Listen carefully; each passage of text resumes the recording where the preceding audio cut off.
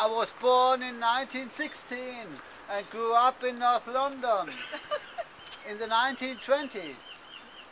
The idea of a week's holiday had come into vogue. It was just a week because that was the limit of my father's leave allowance. The seaside was the obvious goal.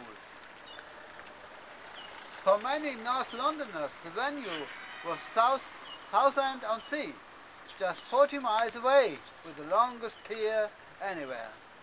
Works and cockles as culinary treats, and so far as I could work out, that was all about it. That was about all. Our ambitions had their sights on the south coast, and our choice was Hastings.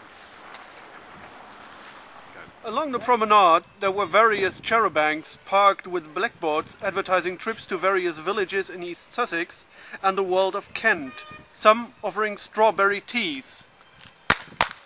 Strawberry teas! We occasionally splashed out on these treats.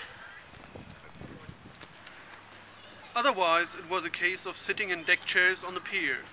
This gave me a good view of the East Cliff, and in the course of a few years I was allowed to go off, alone, to explore the cliffs and the walks to Ecclesbourne and Fairlight Coves.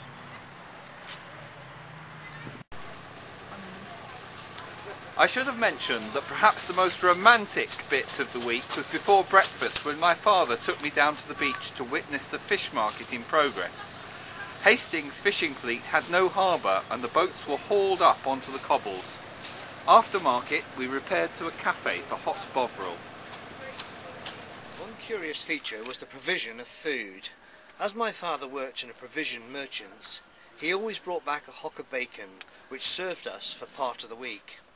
Breakfast was provided by the landlady, but during the mornings we went out into the town to buy items for a cooked lunch.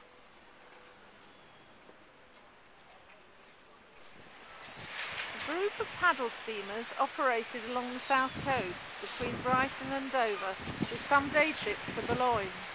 This was the high spot of one holiday, with a near miss on the way back, which involved changing at Eastbourne.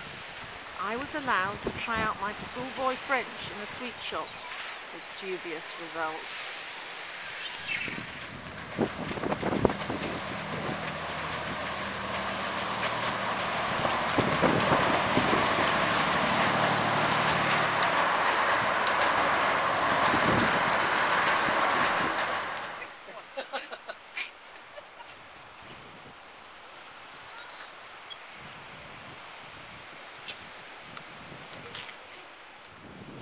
Hastings remains my favourite resort on the south coast. You could sit here all day, in the sun, swim in the sea. What else would you need from a holiday? And now for something completely different.